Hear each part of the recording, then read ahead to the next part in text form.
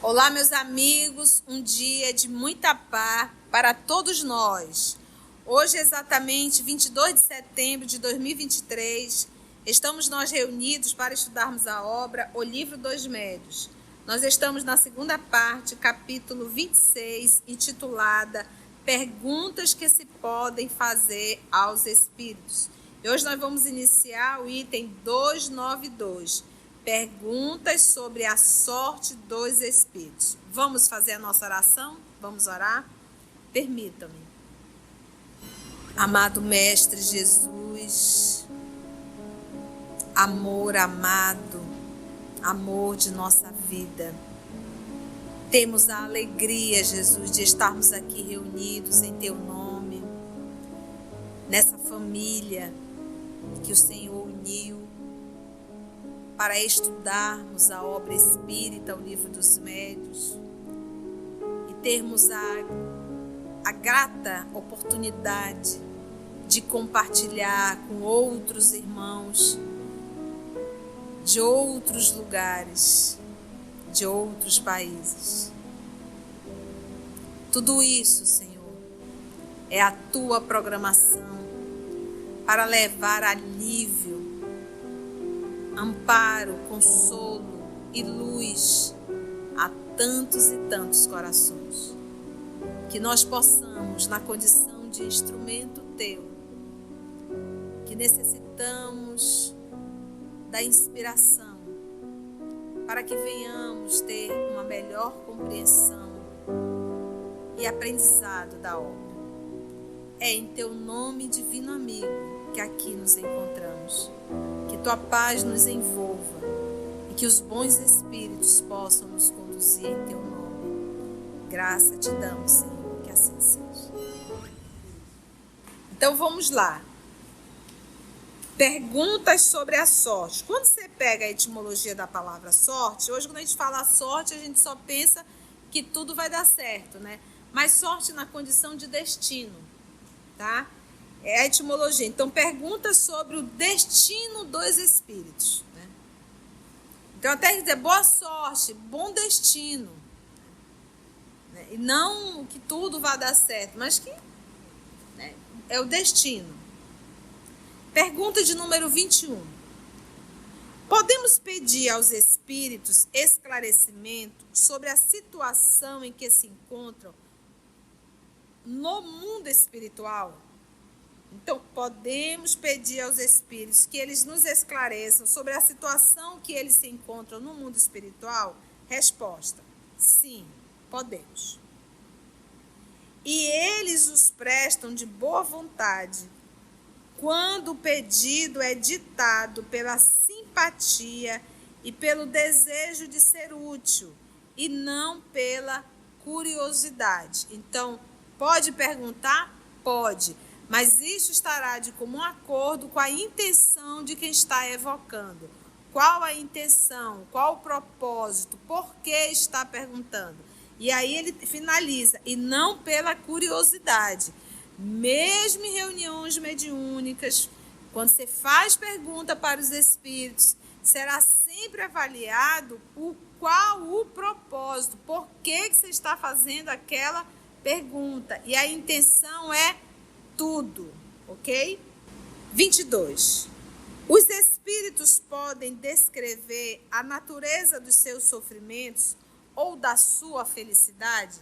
Os espíritos podem descrever como eles estão? Resposta: perfeitamente. E as revelações desta espécie são um grande ensinamento para vós outros. Por exemplo, quando a gente lê as obras de André Luiz, que a gente vai se deparar ali com a alegria dos espíritos e com o sofrimento dos espíritos. Isso nos serve para a gente? Isso não nos dá um norte? Isso não nos dá lições? Quando nós vamos ler o livro Memórias de um Suicida, da senhora Ivone do Amaral Pereira, e que ela vai ali nos mostrar o comportamento dos suicidas pós o suicídio, aquilo não nos dá um norte muito grande, nos dizendo não cometa o suicídio. Então a revelação dele, as revelações, não é por uma mera curiosidade, é porque nos serve sim, nos dá um norte, nos dá exemplo, nos dá uma direção. Não sigam esse caminho, ou sigam esse caminho. Por isso é que ele diz, e as revelações desta espécie são um grande ensinamento para vós outros, porque vos iniciam no conhecimento da verdadeira natureza das penas e das recompensas futuras. É por isso que no livro Céu e Inferno, ali o professor Allan Kardec vai colocar os textos de espíritos sofredores, espíritos medianos e espíritos felizes. Então, como ele bem diz, mesmo os espíritos sofredores, eles nos trazem grandes lições, porque tudo é novidade, tudo para a gente são revelações. Então, se de repente viesse só espíritos felizes, eu ia acreditar que só existem o quê? Espíritos felizes. Destruindo as ideias falsas que tenhais formado a tal respeito, elas tendem a reanimar a vossa fé e a vossa confiança na bondade de Deus. Então, destruindo as ideias falsas que tenhais formado a tal respeito. Então, quais eram as ideias falsas? Existe o céu e existe o inferno. Se você foi bom, estará no céu. Se você foi mal e se você errou, você estará eternamente no inferno. Destruindo as ideias falsas que tenhas formado a tal respeito, elas tendem a reanimar a vossa fé e a vossa confiança na bondade de Deus. Porque como acreditar num Deus bom, que Jesus nos ensina que devemos perdoar 70 vezes 7, e de repente tem um Deus que não perdoa, que nos joga ao fogo do inferno para ficar queimando lá dentro eternamente. E a cada um segundo as suas obras. É mais doce isso, né? É mais justo. Os espíritos bons se sentem felizes em vos descreverem a felicidade dos eleitos. Os maus podem ser constrangidos a descrever seus sofrimentos, a fim de serem tocados pelo arrependimento. Porque é verdade, às vezes, quem frequenta a reunião mediúnica, ou já ouviu, às vezes vem um espírito sofredor, um espírito perverso, ele começa a contar o que está fazendo, e à medida que ele vai falando, à medida que se vai dialogando, ele de repente vai despertando e vai percebendo, sabe, vai se ouvindo, como a gente mesmo, né? Vai se ouvindo e de repente diz, puxa vida, o que eu estou fazendo, né? Nisso encontram eles, às vezes, até uma espécie de alívio. É o infeliz que se lamenta, na esperança de obter compaixão. Não vos esqueçais de que o fim essencial, exclusivo mesmo do Espiritismo, é a vossa melhora. A gente sempre não bate bastante nessa tecla, temos aprendido. Não vos esqueçais de que o fim essencial, exclusivo mesmo do Espiritismo, é a vossa melhora e que, para a alcançardes, é que os espíritos têm a permissão de vos iniciarem na vida futura. Então, vamos lá. O propósito da doutrina espírita é a reforma moral do homem. E os espíritos nobres têm a permissão de nos iniciar a vida futura. De nos iniciar é de nos revelar. Porque a gente está encarnada, mas a gente está aprendendo tudo sobre a vida espiritual. E esse é o propósito. Quando nós começarmos realmente a entender a vida espiritual, a nossa vida terrena ela terá um outro significado. E muito menor do que o significado do mundo espiritual. Porque ela passa a ser algo que não é o principal. Ela é secundária. O primordial, o principal é a minha vida espiritual. Então eu passo a viver uma vida na Terra, mas tendo como meta a minha vida espiritual. O que eu faço aqui reflete lá. O que eu deixo de fazer aqui vai refletir lá. O que eu escolho aqui vai determinar lá. Entende? Por isso que ele diz, é que os espíritos têm a permissão de vos iniciarem na vida futura, oferecendo-vos exemplo de que podeis aproveitar. Poxa, e como? Estuda as obras de André Luiz, meu Deus, estuda a série dos romances de Emmanuel, quantas informações a bem nos ensinar a termos melhor conduta moral. Quanto mais vos identificardes com o mundo que vos espera, qual é o mundo que me espera? Tanto menos saudosos vos sentireis desse orbe onde agora estáis. Então, quanto mais eu me identificar com o mundo espiritual, menos saudade eu terei da terra. Eis, em suma, em resumo, o fim atual da revelação. E qual é o fim? A melhora moral.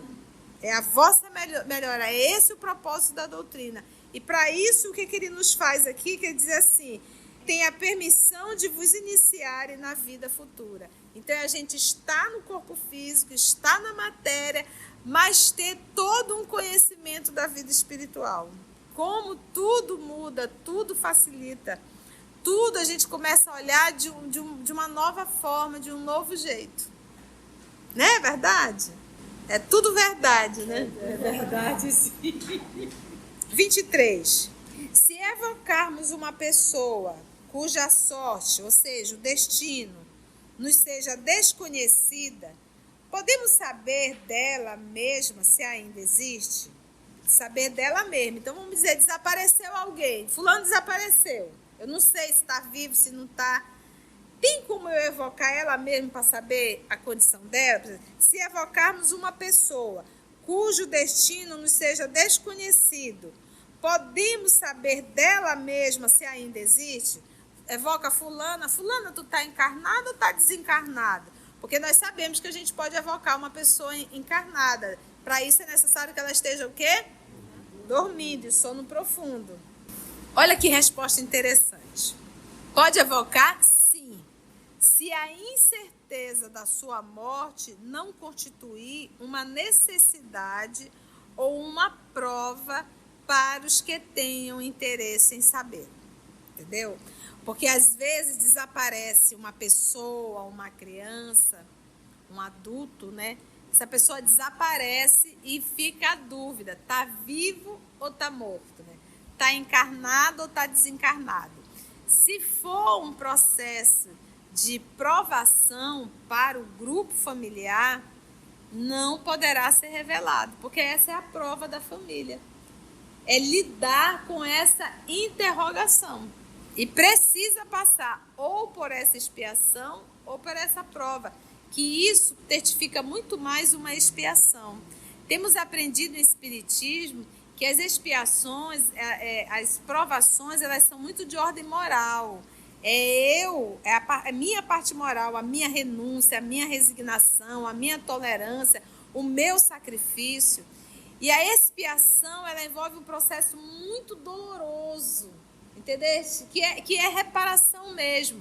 Então, imagina o que é você, de repente, vamos pegar aqui a obra há 2000 anos, vamos pegar André de Gioras. O que ele fez com o menino Marcos? Raptou. E o senhor público, a senhora Lívia, passou ali uma encarnação inteira, praticamente, sem saber se o filho estava vivo ou morto. O André terá que rever isso? Terá que expiar? Terá que passar por essa dor? Terá. Só tem uma forma dele aliviar essa dor. Era se ele conseguisse amar, fazer o bem. Ele poderia diminuir a intensidade dessa expiação. Então, esse é um processo expiatório. Então, nesses casos, os espíritos não vão interferir, eles não vão responder. Por quê? Porque se trata de um processo expiatório. Para os que tenham interesse em saber. Aí o professor Allan Kardec fez a 23A, ele quis aprofundar o assunto. Se tiver morrido, poderá relatar as circunstâncias da sua morte, de modo que se possa verificá-lo? Então, se a pessoa morreu, ela poderá dizer, olha, eu morri assim, me mataram assim? Resposta. Se ela der alguma importância a isso, a forma que ela morreu, poderá fazê-lo. A não ser assim, pouco se incomodará. Se o espírito não quiser falar, se ele achar isso que não tem nenhuma importância, para que responder? Eu já desencarnei mesmo. Observação. Diz o professor.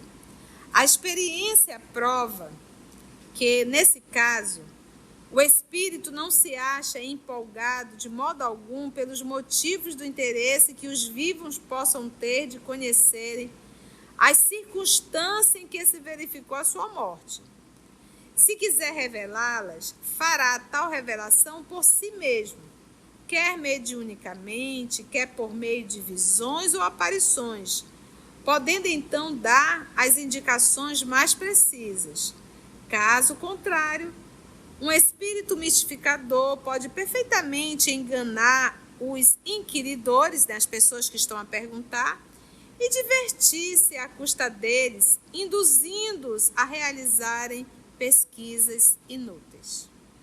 Olha, eu morri no endereço tal, fizeram isso, meu corpo está enterrado lá, está no lugar tal. Aí o povo vai, se manda para lá e cava, tira tudo, mexe tudo, e chega lá, não tem nada. E os espíritos brincalhões morrem de rir. Então podem sim. Acontece frequentemente que o desaparecimento de uma pessoa, cuja morte não pode ser oficialmente comprovada, traz embaraço aos negócios da família. Só excepcionalmente, em casos muito raros, e quando os espíritos dizem raros, é raro mesmo. É raríssimo. Em casos muito raros, temos visto os espíritos indicarem a pista da verdade, atendendo a pedidos que lhes são feitos nesse sentido. Se o quisessem, é fora de dúvida que o poderiam. Porém, na maioria das vezes, isso não lhes é permitido, visto que tais embaraços constituem provações para os que queiram livrar-se deles. Livrar-se do quê? Dessa dúvida de onde está morto, está vivo. Então, ficou claro isso, gente?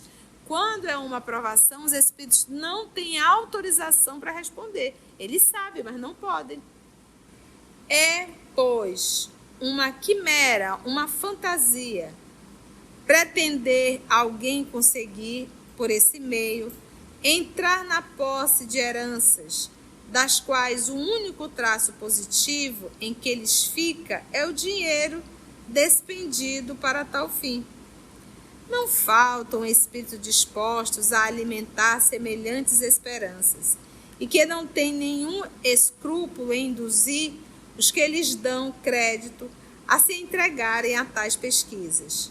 Suas vítimas devem dar-se por muito felizes quando daí só resulte para elas um pouco de ridículo. Então, se sinta felizes por ter só isso daí, só ridículo. Mas às vezes os espíritos dão resposta e te levam a uma situação muito mais desastrosa, entendeu? Então o que a gente tem que entender, gente, quando vai se falar com os espíritos, tudo é intenção. O que está por detrás de tudo isso? Ficou claro? Perguntas sobre a saúde. Vamos lá, perguntas que se fazem aos espíritos em torno da saúde. Os espíritos podem dar conselhos sobre a saúde? Resposta: a saúde é uma condição necessária para o trabalho que se deve executar na Terra. E por isso, os espíritos se ocupam de boa vontade com ela. Mas como há ignorantes e sábios entre eles quem? Convém que, para isso, como para qualquer outra coisa, ninguém se dirija ao primeiro que apareça, ao primeiro espírito que apareça. Então, pode perguntar, pode pedir conselho sobre a saúde? Até pode, mas não ao primeiro que apareça. 25. Se nos dirigirmos ao espírito de uma celebridade médica, podemos estar mais certos de obter um bom conselho? O que vocês acham? Então, de repente, eu quero falar com o doutor fulano de tal, quero o Bambambam que desencarnou. Esse é o propósito. O fato de eu evocá-lo pelo nome, isso não fica certo. A mamãe gostava muito do João Lúcio Machado, né? Ela fez várias cirurgias com o doutor João Lúcio Machado e hoje tem até um hospital com o nome dele aqui em Manaus. E ela teve que fazer uma cirurgia, ele já estava desencarnado, e ela buscou o filho dele. Ela queria o filho dele, era impressionante. E achamos o filho dele, o doutor Adriano, foi muito gentil. Fez a cirurgia, mas depois ele comentou que ela passou a cirurgia inteira, né? Porque ela ficou com aquela anestesia peridural, a peridural, e ela chamando todo tempo o doutor João Lúcio. Era Jesus e o doutor João Lúcio. Eu digo, olha, momento, acho que o João Lúcio operou mesmo através de Adriana. Então, a pergunta aqui é se evocar esses médicos nobres, se eles poderão, o fato de eu estar evocando, se isso já garantiria a assistência deles. Resposta. As celebridades terrenas não são infalíveis e muitas vezes alimentam ideias sistemáticas que nem sempre são justas e das quais a morte não as liberta imediatamente. Ou seja, pode ser bambambam aqui, mas não é do outro lado. A ciência terrestre é bem pouca coisa ao lado da ciência celeste. Só os espíritos superiores possuem esta última ciência. Qual é a última ciência? Celeste. Mesmo sem ter nomes conhecidos para vós, eles podem saber muito mais do que os vossos sábios sobre todas as coisas. Não é só a ciência que torna superiores os espíritos, e ficarias muito espantados com o lugar que alguns sábios ocupam entre nós, né? Aqui na Terra é sábio, lá a gente tem uma leve ideia do André Luiz, né? O André Luiz, ele era um médico super famoso aqui no Brasil, né? Lembra? Era o bambambam. Quando ele chegou lá no mundo espiritual, e ele mesmo se predispôs a fazer, né? Porque a Laura falou tanto, olha, quando aparecer o trabalho, não pergunte, vai lá e faça. Apesar de que a ideia dele é que ele iria continuar exercendo a função de médico no mundo espiritual. Mas aí quando chegaram os médicos do mundo espiritual, né, a forma deles trabalharem, ele nem tinha nem ideia. O espírito de um sábio pode, pois, não saber mais do que quando estava na Terra, caso não haja progredido como espírito. Legal, né? 26. O sábio, ao se tornar espírito, reconhece seus erros científicos? Responde. Se chegou a um grau bastante elevado, para se achar livre da sua vaidade e compreender que o seu desenvolvimento não é completo, reconhece-os e os confessa sem se envergonhar. Na Revista Espírita nós temos casos desses, né, eu acho que de um literato. O Swedenborg, que era um cientista. Ele reconhece. E tem também alguém que escreveu romance, não me lembro quem foi. Voltaire. Eles foram questionados no mundo espiritual, né, se eles modificariam alguma coisa na obra, né, se teria erro. Ele disse, claro, tem, né, eu não faria dessa mesma forma, né? Eu errei. Para se achar livre da sua vaidade. Então, se chegou a um grau bastante elevado, para se achar livre da sua vaidade e compreender que seu desenvolvimento não é completo, reconhece-os e os confessa sem se envergonhar. Mas, se ainda não estiver suficientemente desmaterializado, pode conservar alguns dos preconceitos de que se achava imbuído na Terra e não reconhecer os seus erros. Então, isso aí vai estar de comum acordo com a sua condição moral. Se um médico, questão 27, se um médico evocasse os espíritos de seus pacientes que morreram, poderia obter esclarecimento sobre a causa de suas mortes e sobre as faltas que haja porventura cometido no tratamento deles, aumentando assim a sua experiência? E aí? Pode evocar? Pode. E isso lhe seria muito útil, sobretudo se conseguisse a assistência de espíritos esclarecidos, que supririam a falta de conhecimento de certos doentes. Porque o que a gente vê também em revista espírita? Kardec às vezes evocava alguns espíritos muito adoecidos, mas eles dizem, eu estou assessorado pelo espírito fulano de tal, que está me ajudando a escrever, me ajudando a entender. A gente vê nas obras de André Luiz também algumas comunicações que são amparadas por espíritos nobres. Então, não é uma... Porque o fato de você evocar o espírito, isso não quer dizer que ele já tenha todo o conhecimento, porque ele também pode ignorar onde o médico não sabe. O médico errou, mas nem ele sabe explicar. Porque o fato de ser espírito não quer dizer que ele saiba tudo, entendeu? Isso vai depender do grau. Então, pode ser que ele como paciente, poderia até orientar, mas se ele tivesse uma pessoa, um espírito ao lado que dissesse, olha, diga a ele que faltou isso, ele errou nisso, ele poderia ter feito aquilo, entendeu? Por isso que ele diz, supririam a falta de conhecimento de certos doentes. Mas, para tanto, seria preciso que ele fizesse esse estudo de modo sério, assíduo, com um fim humanitário e não como um meio de adquirir saber e riqueza sem trabalho. Então, o propósito é sempre tudo. Foi bom, gente? Deu para aprender? Estamos indo bem ticadinho. Intenção é tudo. Então, vamos parar aí no 293, questão 27. Próxima semana, se Deus nos permitir, vamos entrar no 294, perguntas sobre as invenções e descobertas. Se você chegou até aqui o final, deixa seu comentário.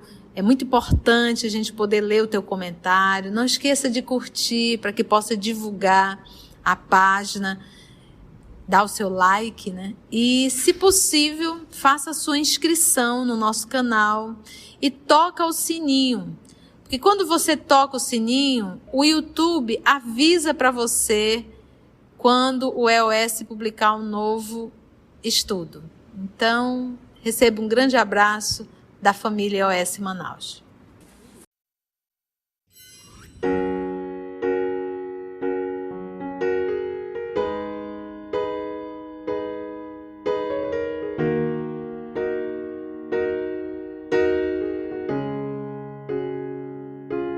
Antes de orarmos em agradecimento, vamos ouvir algumas considerações da tia que destacamos neste estudo para a reflexão dos ensinamentos. Vamos aos destaques da tia?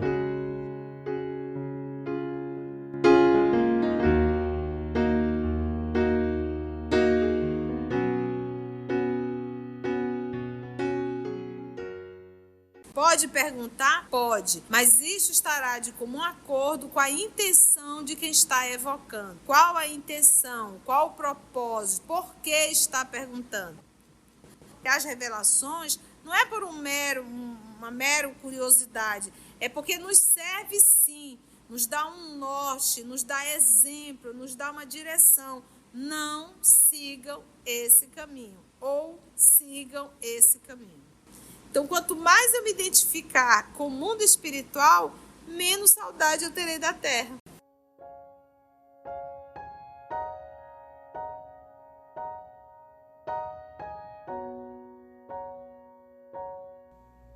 Assim, concluindo o nosso estudo de hoje e agradecendo o nosso Mestre Jesus por mais este momento de aprendizado, vamos orar?